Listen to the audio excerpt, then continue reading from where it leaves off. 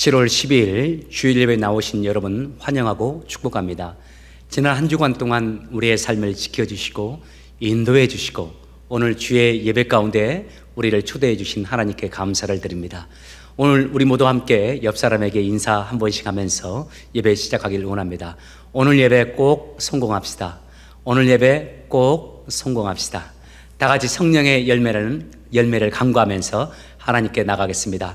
오직 성령의 열매는 사랑과 희락과 화평과 오래 참음과 자비와 양성과 충성과 온유와 절제니. 아멘. 복의 근원 강림하사 찬송하게 하소서. 우리 주님의 임재를 소망하면서 찬양하며 주 앞에 나가겠습니다.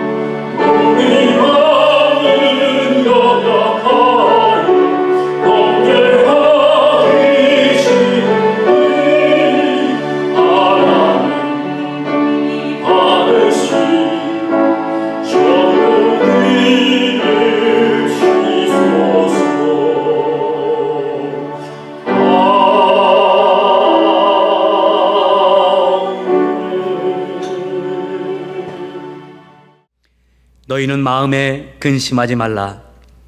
하나님을 믿으니 또 나를 믿으라. 내 아버지 집에 거할 곳이 많도다. 그렇지 않으면 너희에게 일렀으리라. 내가 너희를 위하여 초소를 예비하러 가노니 가서 너희를 위하여 초소를 예비하면 내가 다시 와서 너희를 내게로 영접하여 나 있는 곳에 너희도 있게 하리라. 내가 가는 곳에 그 길을 너희가 알리라. 도마가 가로되 주여 어디로 가시는지 우리가 알지 못하거늘 그 길을 어찌 알겠삼나이까? 예수께서 가라사대 내가 곧 길이요 진리요 생명이니 나로 말미암지 않고는 아버지께로 올 자가 없느니라. 우리의 삶의 주인 되시고 우리의 소망 되신 아버지 하나님, 이 혼란한 세상 속에서도 지난 한 주간 동안 저희 모두를 주님의 은혜 가운데 지켜주시고 오늘 저희들에게 특별한 사랑 베푸사 주의 날 맞이하여 주 앞에 예배 드릴 수 있는 은혜를 또 저희들에게 허락하심을 감사를 드립니다. 주님, 오늘 저희들에게 이 시간 임하셔서 저희의 마음 온전히 주장하사 주 앞에 참 예배자로 서게 도와주시고 저희들의 온 마음을 다해서 뜻과 정성을 다해 예배드리는 하나님의 사람들 되게 하여 주시옵소서. 오늘도 여전히 많은 이들이 가정에서 예배를 드리지만 주 앞에 서서 단독적으로 나아가 주님을 예배하고 경외하게 도와주시고 또 우리를 위해서 예배하신 하나님의 은혜로 다시금 새롭게 되어지는 새 힘을 얻는 귀한 은혜의 시간 되게 하여 주옵소서. 마음이 근심에 있는 자들, 하나님 이 예배를 통해서 그 마음을 만지시고 회복시켜 주시고 새 힘과 용기를 허락하여 주시고 혹 낙심하고 혹 염려 가운데 있는 자들, 주여 주의 성령으로 그들의 마음을 온전히 주장하사 우리를 새롭게 하시고 우리를 일으켜 주시는 하나님의 큰 능력을 경험하는 귀한 시간 되게 하여 주옵소서. 혹 또 주의 길에서 벗어나 하나님이 원치 않는 길로 걸어가는 자들이 있다면 하나님 이 시간 다시 그들의 마음을 붙잡아 주셔서 다시 방향을 설정하고 주님이 원하시는 자로 다시 세워지는 그 은총도 허락하여 주시옵소서. 감사하며 예수님의 이름으로 기도합니다. 아멘. 우리 모두 함께 신앙을 고백하겠습니다. 전능하사 천지를 만드신 하나님 아버지를 내가 믿사오며 그 외아들 우리 주 예수 그리스도를 믿사오니 이는 성령으로 잉태하사 동정녀 마리아에게 나시고 본디오 빌라도에게 고난을 받으사 십자가에 못 박혀 죽으시고 장사한 지 사흘 만에 죽은 자 가운데서 다시 살아나시며 하늘에 오르사 전능하신 하나님 우편에 앉아 계시다가 저리로서 산자와 죽은 자를 심판하러 오시리라. 성령을 믿사오며 거룩한 공회와 성도가 서로 교통하는 것과 죄를 사여 주시는 것과 몸이 다시 사는 것과 영원히 사는 것을 믿사옵나이다. 아멘. 우리 다 같이 자리에서 일어나셔서 나는 하나님을 예배하는 예배자입니다. 찬양하며 나가겠습니다.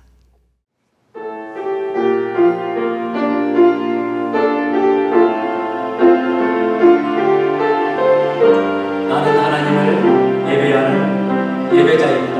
고백하며 나갈게요. 나는 하나님을 예배하는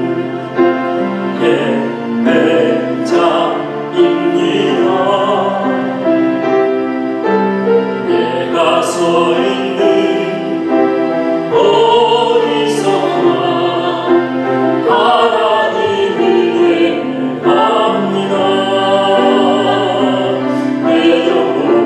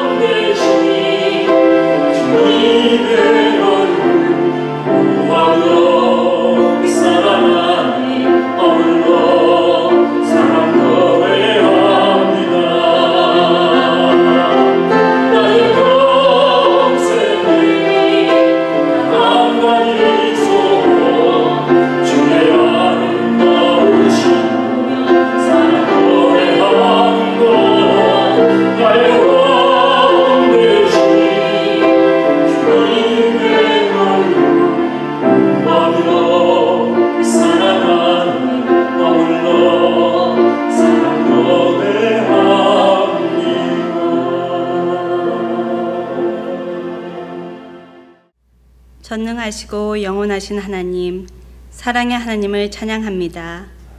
주님을 알고 주님의 자녀됨이 얼마나 축복인지 매 순간 느끼게 해주시니 감사합니다. 복잡한 환경 가운데에도 주님을 찬양할 수 있게 해주시고 하나님을 신뢰할 수 있게 해주시니 감사합니다.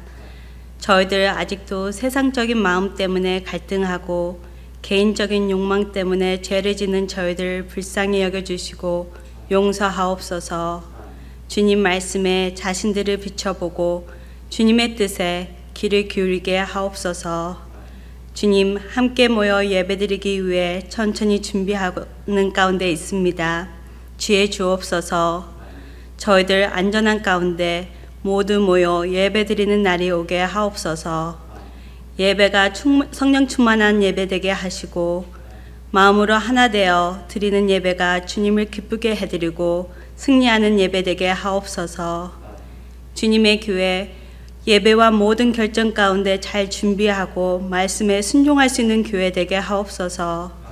주님이 우선수인 것을 잊지 않고 항상 주님의 뜻을 구하고 예수님의 사랑과 섬김을 전하는 교회로 세상에 서 있게 하옵소서. 교회의 리더들에게 지혜 주옵시고 기도하는 리더들 되게 하옵소서. 주님과 항상 동행함으로 무엇을 어떻게 겸손하게 섬길 수 있을지 깨달아 순종함으로 주님의 은혜 안에 있게 하옵시고 담대함과 용기도 주셔서 영적으로 침체되지 않게 하옵소서. 성도들 가정들을 지켜주옵시고 코로나19 때문에 오랜 기간 동안 떨어져 있지만 주님의 사랑과 은혜 잊지 않게 하옵시며 항상 주님의 손길의 인도 가운데 안전하고 은혜가 임하는 성도들의 삶과 가정들이 되게 하옵소서. 자녀들의 마음을 지켜주옵소서. 이 상황 가운데에도 꿈을 포기하지 않게 하옵시고 결국에는 우리 자녀들에게 또 다른 과정으로 저희들이 생각지 못한 모습으로 변화시켜 주옵시고 더 좋은 다른 성장의 길이 있으리라 믿습니다. 인내를 배우게 하시고 방황하지 않게 하옵소서. 오늘 또 말씀을 전하시는 담임 목사님과 부목사님 말씀의 능력을 부어 주옵시고 주님의 말씀이 전해질 때 그 말씀이 저희들에게 소망을 주고 기쁨이 되는 말씀의 시간이 되게 하옵소서. 신실하신 하나님, 간구하는 자에게 응답해 주시고 약한 자를 강하게 하시며 선함을 구하는 자에게 길을 열어주시는 하나님을 찬양하고 주님의 자녀들을 끝까지 살피시는 하나님 은혜에 감사하며 예수님의 이름으로 기도드립니다. 아멘. 교회에서 광고의 말씀을 전해드립니다. 오늘도 역시 광고의 말씀이 좀 깁니다. 중요한 사항들이니까 여러분들 조금 더 관심을 기울이고 들어주셨으면 고맙겠습니다. 첫 번째 주일 예배 리오픈 안내입니다. 오늘부터 교회 본당에서도 리오픈된 예배가 진행이 됩니다. 인원이 제한되어 있고 몇 가지 우리가 기억하면서 또 함께 협조해야 될 사항들이 있습니다. 교회 본당 예배에 참여해 주신 분들 기억하시고 또 협조해 주시길 부탁을 드립니다. 안전한 예배를 위해서 다음과 같은 제한 사항들이 있음을 미리 양해해 드립니다. 주보를 보십시오. 1번에 1번 참석 인원이 제한됩니다. 일단은 저를 포함해서 반주자, 예배 인도자 모두 다 10명으로 제한을 하도록 하겠습니다. 10대들 그리고 노약자들, 어린아이들 다 집에서 온라인으로 예배를 드렸으면 좋겠습니다. 또 향후 코비드-19의 상황에 따라서 예배 참석 인원들을 조금씩 늘려가도록 하겠습니다. 당분간 10명으로 진행하고자 합니다. 여러분들 기억하시면서 함께 협조해 주시고요. 교회 본당 예배와 관련해서 총괄하는 분이 마영주 장로님입니다. 또 앞으로 야외에서 드라이브인 예배로 저희들이 하나님께 예배를 드리려고 합니다만 준비하고 있는데요. 또 야외 예배, 드라이브인 예배는 우리 신장로님, 신성철 장로님께서 총괄해 주실 겁니다. 예배에 참석하시는 분들 그리고 또 예배를 준비하는 분들 여러 가지 주님이 세우신 곳에서 헌신하는 분들 본당 예배는 마영주 장로님이 총괄해서 지도해 주시고 또 드라이브인 예배는 신성철 장로님께서 총괄하시면서 협조도 구하고 또 여러분의 도움도 구할 겁니다. 여러분 순종해 주시고 이를 통해서 하나님이 원하시는 예배가 우리 교회에서 지속될 수 있도록, 하나님이 기뻐하시는 예배될 수 있도록 모두 다 함께 해주시길 부탁을 드립니다. 두 번째, 금요기도회 리오픈 안내입니다. 계속적으로 금요기도회가 진행되고 있습니다. 우리가 본당에서 금요기도회를 진행했을 때 금요일 8시 30분에 진행했었습니다. 똑같이 온라인에서 줌을 통해서 8시 30분 금요일 저녁에 진행이 됩니다. 여러분, 제가 목회자로서 여러분들에게 꼭 부탁드립니다. 교회를 위해서, 그리고 성도들을 위해서 우리가 무슨 일을 하고자 할 때 가장 중요한 것이 무엇일까요? 세상은 기도 없이 그 일을 하고 열심히 하면 된다고 합니다. 그러나 주님의 세계, 신앙의 세계에서 가장 중요한 것은 바로 기도입니다. 기도를 통해서 그 일이 시작되어지고, 기도의 위에, 기도를 기반으로 해서 그 일들이 진행될 때 우리가 원하는 열매가 맺혀지는 겁니다. 교회를 사랑하시는 여러분, 또 교회를 위해서 무언가를 하고자 하시는 여러분, 또 성도들을 위해서 무언가 하시고자 하는 마음을 가지고 계신 분들, 여러분들에게 꼭 부탁드립니다. 기도의 사람이 되어 주십시오. 먼저 교회를 위해서 기도해 주시고, 목회자를 위해서 기도해 주시고, 돕고자 하는 영혼들을 위해서 함께 기도해 주시기 바랍니다. 무엇인가 주님의 일을 할 때 그 첫걸음이 기도입니다. 이를 위해서 저희들이 금요 기도회를 시작했습니다.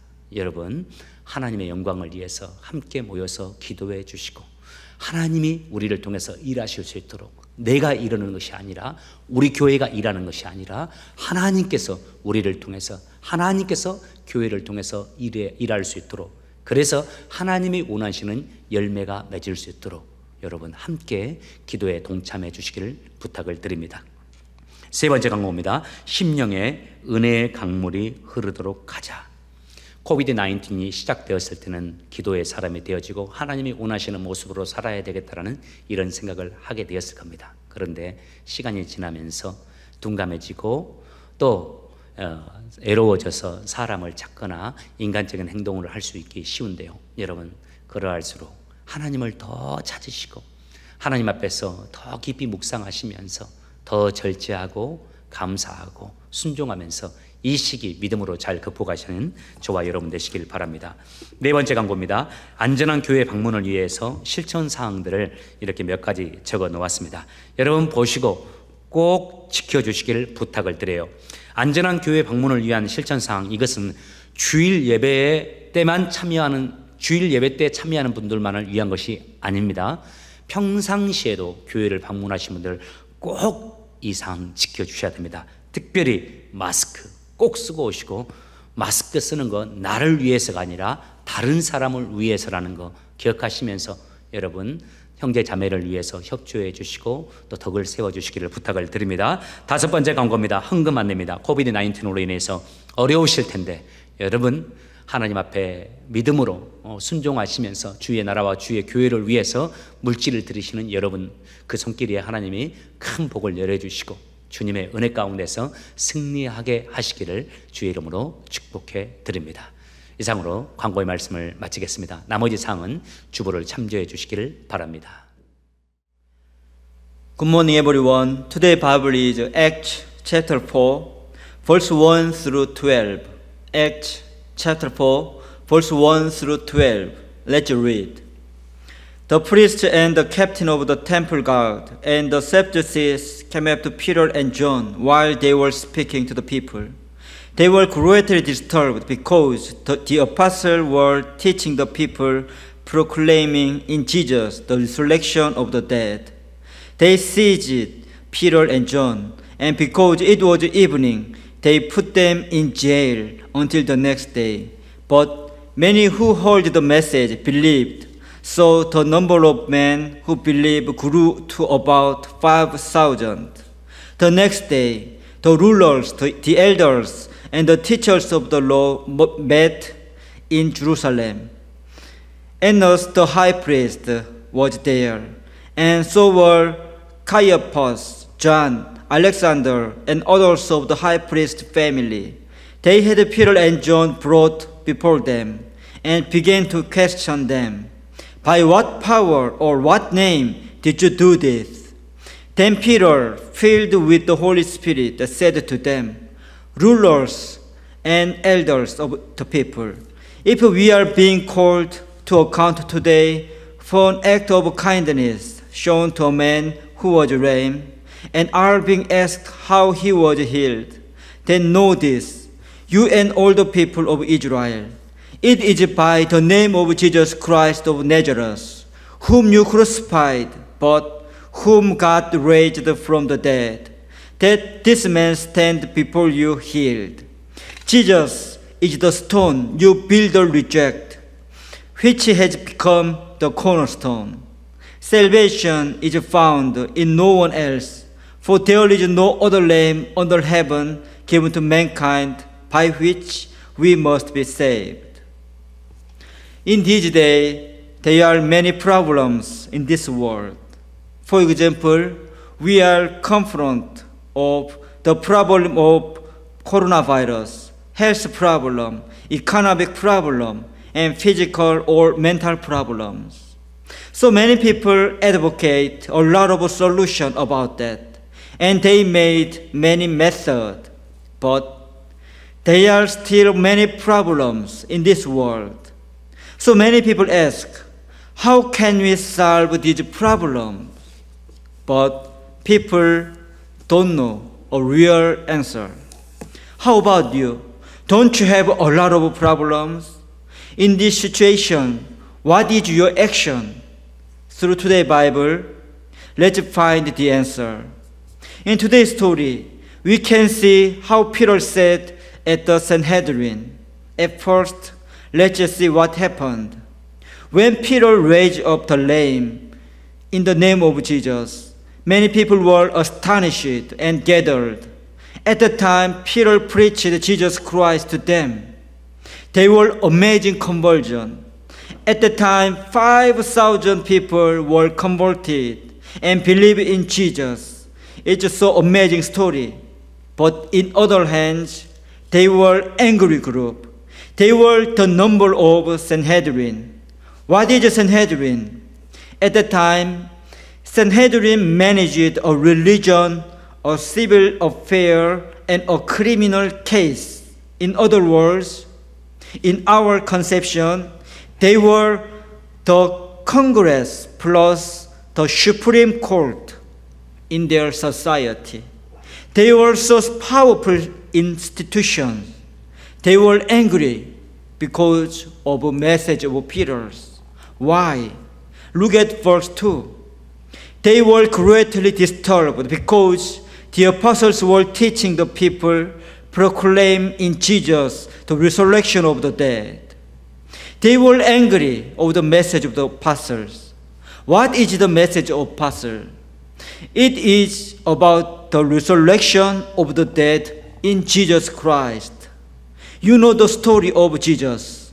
In Jesus' ministry time, they also hated Jesus, so that they plot a false testimony about Jesus, and then they killed Jesus on the cross. They may think, if we kill Jesus, everything will be okay. But the opposite happened. They heard about the resurrection of Jesus. Furthermore, the disciples of Jesus appeared, and then they preached about Jesus Christ. And then disciples performed amazing miracle in the name of Jesus Christ before people. Everyone knows the lame in front of the temple. Everyone saw the healing miracle. They cannot help believing the miracle and in Jesus Christ. Also, Peter preached about resurrection in Jesus Christ. If you are in Jesus, you can also have the resurrection. Look at what Peter focused on: resurrection. Peter said, only in Jesus Christ there is resurrection, because Jesus is the Messiah. It is Peter's message. In this situation, the members of Sanhedrin were so upset and angry. So they put Peter and John in prison all night.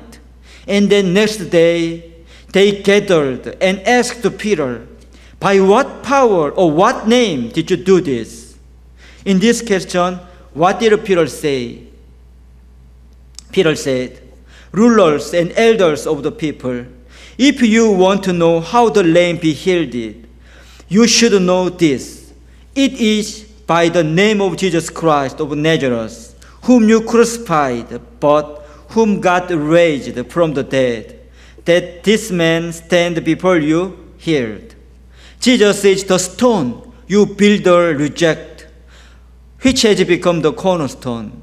Especially in verse 11, Peter used the messianic prophecy written in Psalm 118, verse 12 too. And Peter said, Acts chapter 4, 12, "Salvation is found in no one else, for there is no other name under heaven given to mankind by which we must be saved." In the answer of Peter, we can see that Peter just focused on Jesus Christ. Why did Peter focus on Jesus? At least Peter realized that Jesus is the only method of salvation. Jesus is the only solution of problems. For example, he had many failures in his life. For example, he rebuked Jesus when Jesus didn't follow to him. Also, he made 3 times denials to Jesus Christ. And then he realized from the failure that with human effort, we cannot do anything. Only through the power of Jesus, we can do everything. Also, Peter realized through the Bible, God wants to save us by Jesus Christ. So Peter focused on Jesus Christ with a brave heart, although the Sanhedrin threatened. Through today's story, we should also realize who Jesus is. If you were the situation of Peter, can you confess your faith in front of the people? It is not easy, but if you realize, believe in Jesus Christ, you could do it. We need to know who Jesus is. Jesus is the Son of God, and He is the only method of salvation. That is God's will and God's method to save us. Do you have a problem in your life? So do you want to overcome them? Do you want to know your purpose in this life? If so, let's focus on Jesus Christ. In Jesus, you can have the answer. Today we look at the amazing story. Let's have a strong faith in Jesus, and let's make effort in Jesus. If so, God would give you a strong faith and solution in your life. 말씀 전해주신 마동인 목사님 감사합니다. 이번에는 한옥권 형제 자매님들을 위해서 제가 한국어로 하나님의 말씀을 전해드리도록 하겠습니다. 오늘 우리에게 주시는 하나님의 말씀 시편 139편 1절에서 4절, 그리고 시편 139편 23절에서 24절까지만 보도록 하겠습니다. 전반적으로 다 읽어야 하지만은 전체적으로 읽으면 시간이 많이 가니까 이 중요 구절들만 함께 읽도록 하겠습니다. 시편 139편 1절에서 4절, 그리고 시편 139편 23절에서 24절까지입니다. 우리 함께 읽도록 하겠습니다. 1절입니다. 여호와여, 주께서 지금까지 나를 살피셨으니 주는 나를 알고 계십니다. 주는 내가 언제 앉고 언제 일어서는지를 알고 계십니다. 주는 멀리서도 나의 생각들을 아십니다. 주는 내가 나가고 눕는 것을 아십니다. 주는 나의 모든 길에 대해 잘 알고 계십니다. 내가 무슨 말을 하려는지 여호와여, 주는 그것을 다 알고 계십니다. 23절, 24절 보겠습니다. 23절입니다. 시작. 오 하나님, 나를 살피시고 나의 마음을 알아주소서. 나를 시험하시고 나의 뜻을 살펴주소서. 혹시 내 안에 무슨 악한 길이 있는지를 살피시고 나를 영원한 길로 인도해 주소서. 아멘. 저는 초등학교 4학년 때 예수님을 제 개인의 구주로 영접하고 또 초등학교 4학년 때 제가 목회자의 길을 가기로 하나님 앞에 소원했습니다. 그 소식을 들은 전도사님께서 매우 기뻐하셨고 또 축복해 주셨고 또 미래에 좋은 목회자가 되기 위해서 제가 그때 무엇을 어떻게 준비해야 될지 몇 가지 실천사항을 제게 알려주셨습니다. 그 가운데 하나가 세계 문학 전집을 구해서 다 읽어보라는 말씀이었습니다. 학교 도서관에서 전도사님의 말씀대로 세계 문학 전집 한 권씩 빌려서 읽기를 시작했고 구할 수 있는 대로 최선을 다해서 세계 문학 전집을 읽고자 노력했습니다. 그런데 아시죠? 당시 번역이 그렇게 좋은 상황이 아니었기 때문에 그때 읽었던 내용들 이해하기도 힘들었고 이해했다 해도 지금 제 기억 속에 남아있는 그 책들의 내용이 별로 없습니다. 그런데 소수의 책만은 제 기억 속에 아직도 선명하게 남아있고 또 교훈도 되어집니다. 이 세상을 살아가면서 목회를 하면서도 제게 큰 교훈이 아직도 지금도 되어지고 있고 제게 많은 도움이 되고 있는 책들이 있습니다. 오늘은 그 책들 가운데 한 권 소개하면서 말씀 시작하고자 합니다. 그 소설의 내용이 이렇습니다. 엑시노프라는 상인이 장사를 하기 위해서 먼 길을 떠나려고 합니다. 그런데 그 아내가 그 길을 가로막습니다. 지난밤에 꿈을 꾸었는데 그 꿈자리가 너무나 사납다는 겁니다. 그의 남편 엑시노프의 머리가 완전히 하얗게 새버려서 백발이 되는 꿈을 꾼 겁니다. 대개 꿈은 반대라고 하지 않습니까? 그의 남편이 그 아내를 달래면서 이것은 분명히 좋은 징조다라고 설득하고 나서 그 여행길을 계획대로 떠났습니다. 그리고 한 여관에 머물게 됩니다. 그런데 그 여관에서 그날 밤 살인사건이 벌어지게 돼요.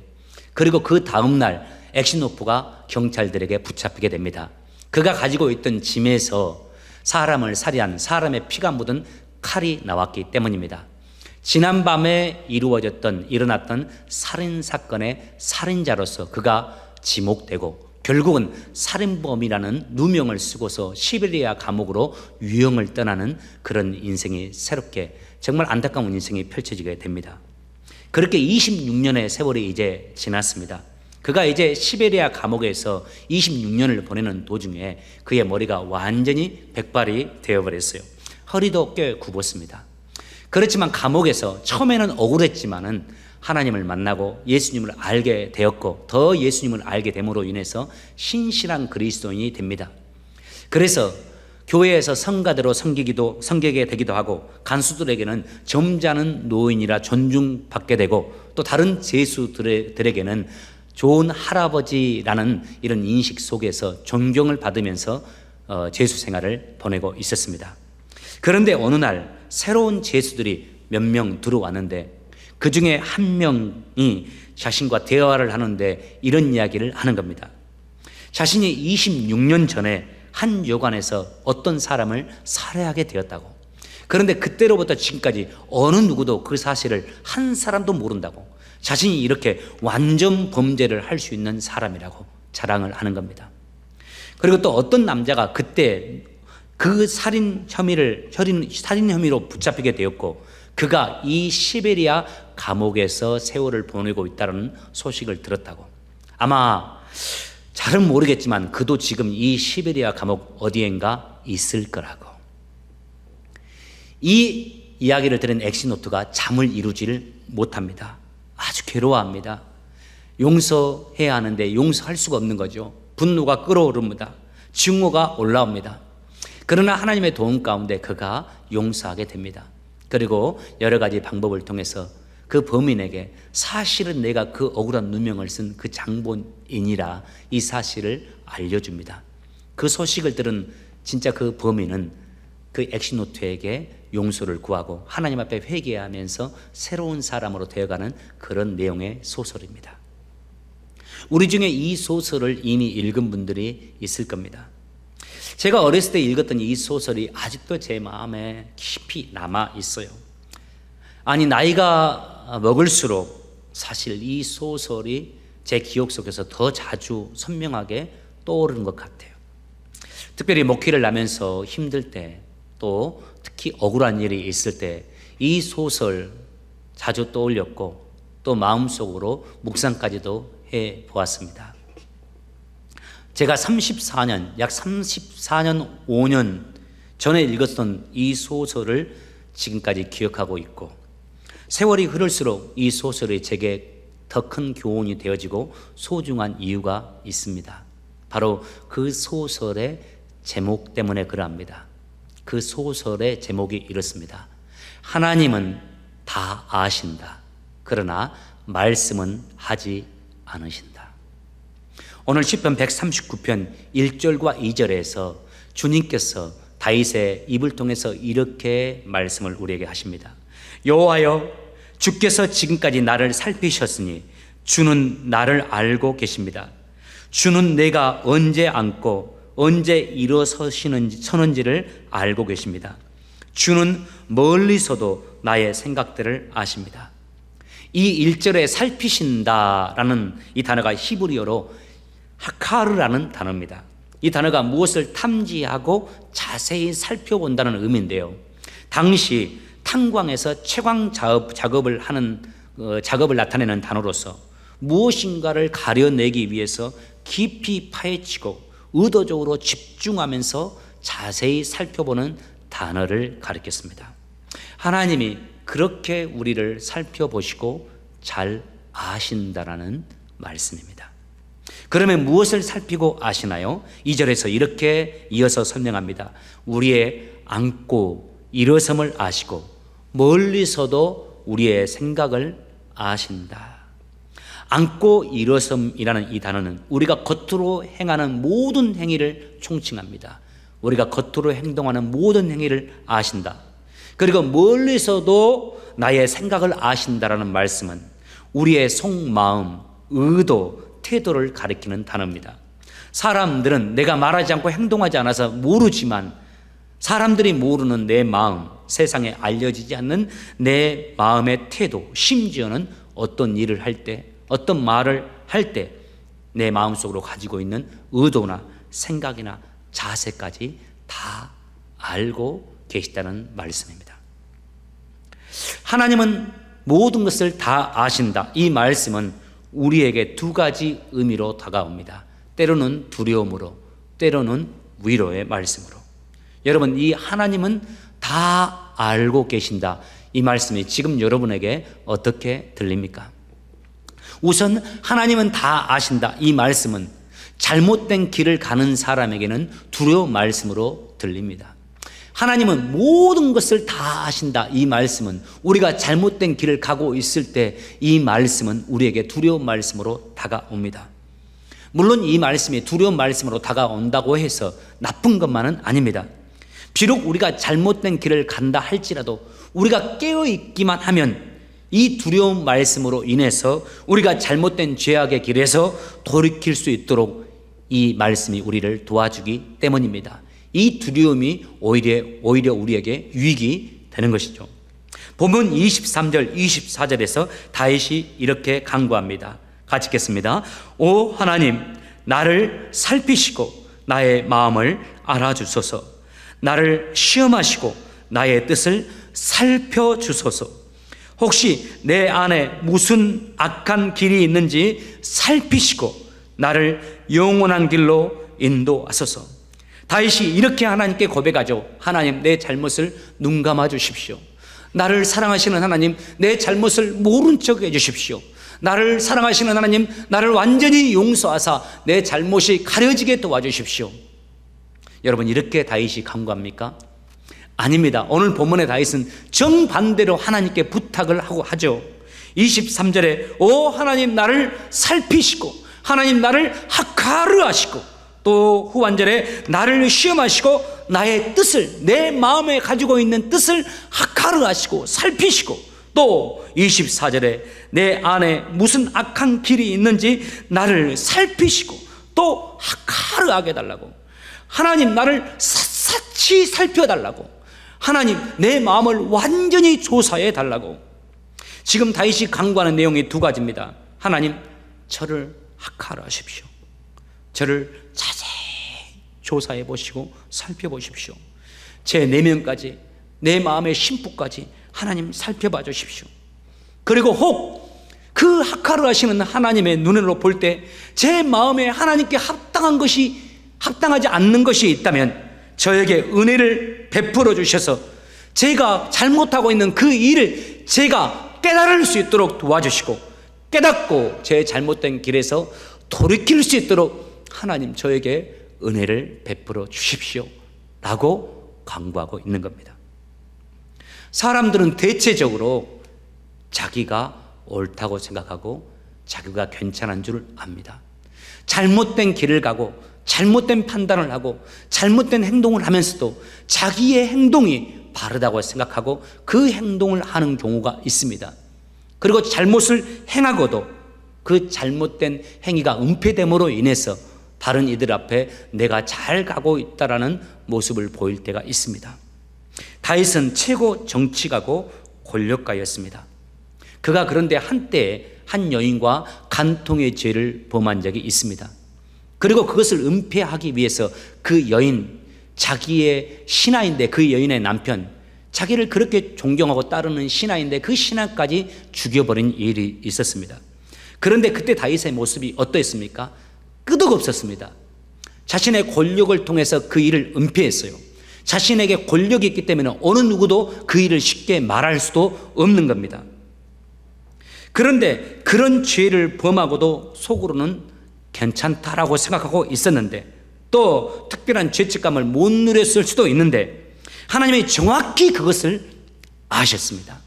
하나님이 정확히 아시고 숨겨주시면 좋았을 텐데 하나님께서는 그의 종, 또 다윗의 가장 가까운 영적인 목회자 나단 목사님을 그에게 보내서 그 죄악을 온 천하에 만천하에 드러내버렸습니다. 그리고 그 죄악에 4배나 되는 고통을 당하게 하셨어요. 자식들끼리 근친상간이 일어나고 자식 간에 살인이 일어나고 자식이 반란을 일으키는 등 정말 그 죄악으로 인해서 그가 치러야 될 대가들이 컸습니다. 다윗이 간구하는 바가 이겁니다. 이 일들을 경험한 다윗이 이렇게 간구하는 겁니다. 하나님, 다시는 제가 그런 어리석은 길을 가지 않도록 도와주십시오. 다시는 제가 그런 어리석은 죄악 범치 않도록 모든 것을 다 아시는 하나님께서 저의 행동, 제 마음까지도 자세히 살펴봐 주시고 혹이라도 제가 하나님이 기뻐하지 않는 그 일을 행할 것 같다면, 혹은 제가 그 일을 행하고 있다면 그 시작점에 있을 때에 그 죄악 제게 깨닫게 해주셔서 그 죄악에서 돌이킬 수 있도록 저에게 은혜를 베풀어 달라고 다윗이 간구하고 있는 겁니다. 목회자로서 어린 시절부터 지금까지 목회를 해오고 또 지금 담임 목회를 하면서 하나님께 간구하는 몇 가지 기도 가운데 이 기도가 있습니다. 하나님, 제가 수치를 당하지 않도록 또 영광 가리지 않도록 제가 잘못된 길을 가고 있을 때 저에게 미리 알려주셔서 돌이킬 수 있도록 해달라고 기도합니다. 목회자가 잘못된 길을 갔을 때 그 잘못된 일이 드러나면 사람들 앞에 그 잘못된 부족한 길이 드러나서 수치를 당하지 않습니까? 그리고 그 가족들도 부끄럽게 되어지고 또 함께 신앙생활하는 성도들도 마음이 아프게 되고 또 세상 사람들에게 드러나서 하나님의 영광이 가리워지지 않습니까? 물론 부정적인 사람들은 목회자나 지도자의 조그만 행동들 사사건건 트집을 잡으려고 하는 경향이 있지만 그런 경향 말고 또 우리 성도들 가운데는 그런 분들이 없습니다만은 정말 잘못하면 이 일에서 잘못하면 하나님의 영광이 가리워질 만한 일들이 있지 않습니까? 목회자인 저에게는 특별히 이성 문제 그리고 헌금에 손을 대거나 하는 이런 일들 전혀 나는 아니다 이렇게 장담할 수는 없다고 생각해요. 어느 순간 나도 모르는 사이에 그 일에 빠져들 수도 있거든요. 그래서 하나님께 기도하는 겁니다. 하나님, 이 두 가지 문제에서는 저에게 은혜를 베풀어 주셔서 하나님 이 죄악에 빠지지 않도록 도와주십시오. 그래서 수치를 당하지 않도록 혹이라도 제가 조금이라도 이 일에 빠져들 것 같으면 제게 성령을 통해서 간절히 기도할 때 알려주시고 하나님 제가 그 길에서 돌이킬 수 있도록 기도하며 보냅니다. 하나님은 다 아신다. 이 말씀은 우리에게 두려운 말씀이기도 하지만 우리가 하나님 앞에서 두려운 마음을 가지고 내 삶을 돌아보면서 돌이키게 할 수 있는 귀한 은혜의 말씀이 되기도 합니다. 동시에 하나님은 다 아신다. 이 말씀은 신실한 그리스도인들에게는 힘이 되고 용기가 되어지는 말씀입니다. 특별히 주님의 영광을 위해서 이름 없이 빛도 없이 수고하는 분들, 주님 때문에 비난을 받거나 억울한 누명을 쓰거나 핍박을 당하거나 주님 때문에 어려운 상황에 처한 분들, 어려우면서도 그 길을 피하지 않고 끝까지 주님을 따르는 분들, 그분들에게 힘이 되어집니다. 위로가 되어집니다. 주님께서 다 알고 계시다는 이 말씀, 그들을 다시 일으켜서 끝까지 주님을 따를 수 있도록 도와주는 말씀이 됩니다. 요한계시록 보면 7교회가 나오는데 그 7교회 가운데 빌라델피아 교회를 향해서 주님이 이렇게 말씀하세요. 저는 이 말씀이 참 좋습니다. 내가 너를 안다라고 말씀합니다. 내가 너를 안다라고. 무엇을 아느냐? 너는 결코 강하지 않는데 네가 내 가르침에 순종하기 위해서 내 이름을 전하며 살아가면서 고되게 살고 있다는 사실을 내가 안다라고 말합니다. 내가 너를 안다. 너는 가난하고 약하면서도 내 뜻대로 살기 위해서 그토록 애쓰고 복음을 위해서 헌신하고 있음을 내가 안다라고 주님이 말씀하세요. 그리고 여기서 끝나지 않고 주님께서 말씀을 이와 같이 덧붙입니다. 3장 11절에서 12절에 내가 속히 갈 것이다. 지금 가진 것을 굳게 잡아다. 그리고 아무도 지금 네가 잡고 있는 너의 면류관을 빼앗지 못하도록 하여라. 승리하는 자에게는 하나님의 성전 기둥이 되게 할 것이다. 이 땅의 삶이 다 끝난 후에 영원하신 하나님 나라에서 기둥과 같은 존재가 되게 하실 거라는 주님의 약속의 말씀입니다. 오늘도 시간이 많이 가서 이제 말씀을 마무리하고자 합니다. 여러분, 오늘 시편 139편은 그 어떤 시편의 장들보다도 많은 메시지와 여러 가지 신학적 내용을 담고 있어서 이 짧은 시간 메시지로서는 도무지 설명이 불가능한 장입니다. 그런데 시편 139편에 흐르는 가장 중요한 메시지, 이 메시지 하나만은 오늘 이 시간 저희 마음에 새기면서 한 주간 시작하고자 합니다. 여러분, 하나님께서 다 아십니다. 하나님께서는 모든 것을 다 아십니다. 간절히 소망합니다. 다 아시는 하나님 앞에 하나님의 눈으로 보셨을 때 우리의 마음이 영적 제물로 드려질 수 있는 우리 마음이 되길 원하고, 우리 입술의 말, 우리의 삶의 모든 행동 하나하나가 하나님께 아름다운 향기로운 제물 드는 영적 예배의 삶이 되시는 한 주간 되시기를 주의 이름으로 축복합니다. 귀하신 아버지 하나님, 모든 것을 다 아시는 아버지 하나님, 다 아시는 하나님을 날마다 인식하며 다 아시는 하나님 뜻에 합당하게 살아갈 수 있도록 저희들을 붙잡아 주옵소서. 저희들이 품고 있는 생각들, 저희들의 마음의 태도들, 인간관계 속에서 또 세상에서 삶의 속에서 우리가 가지게 되는 마음의 태도와 생각과 자세들, 다 아시는 하나님의 눈에 하나님이 기뻐하는 모습이 되게 도와주시고 주님이 기뻐 받으시는 아름답고 귀한 마음들 되게 하여 주시옵소서. 그리고 우리 입술의 모든 말과 우리 마음의 묵상, 그리고 우리의 삶으로 행하는 모든 우리의 삶의 모습들이 다 아시는 하나님의 눈에 참으로 기쁨을 드리고 하나님께 영광을 돌리고 우리 주님께 아름다운 삶의 제물, 삶의 제사로 드려지는 우리의 삶의 모습 되게 하여 주옵소서. 감사하며 예수님의 이름으로 기도합니다. 아멘. 우리 모두 함께 자리에서 일어나셔서 아무도 헌신하지 않는 그곳에서 찬양하면서 준비하신 물질 하나님께 드리겠습니다.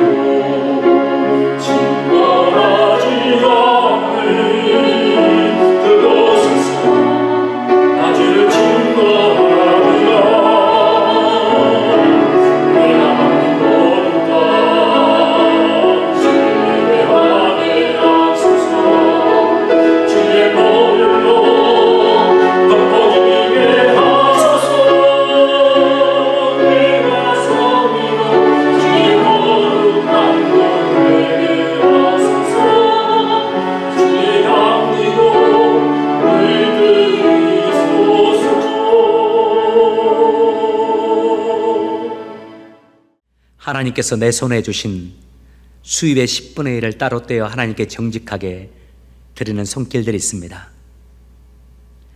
하나님의 내 삶의 주인 되심을, 하나님께서 내 삶의 생명 되심을 고백하며 이 물질 드립니다.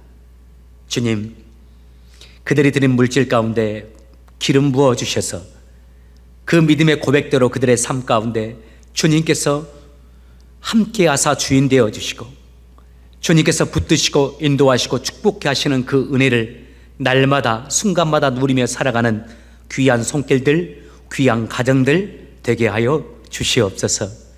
하나님이 내 삶에 베풀어 주신 감사의 제목들 그대로 흘려보내지 아니하고 하나님께 예물을 드리며 감사의 제물을 드린 손길들이 있습니다.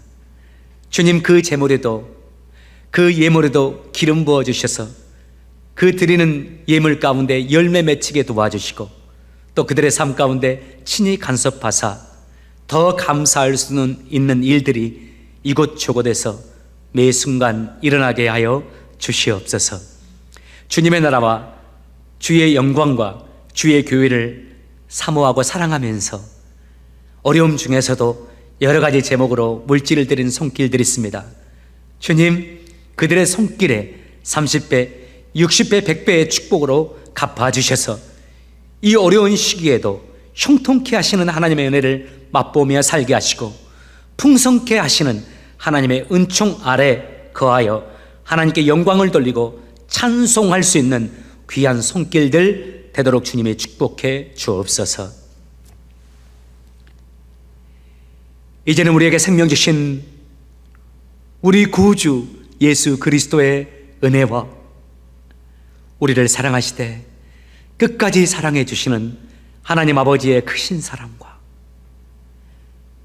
날마다 우리와 동행하시면서 우리의 앞에서 우리의 뒤에서 항상 우리를 이끌어 주시고 밀어 주시면서 우리를 인도해 주시는 성령님의 감동 감화 역사하심이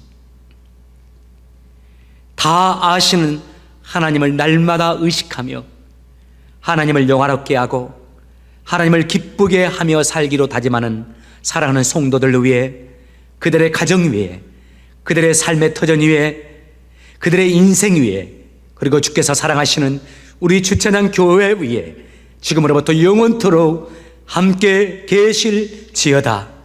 아멘.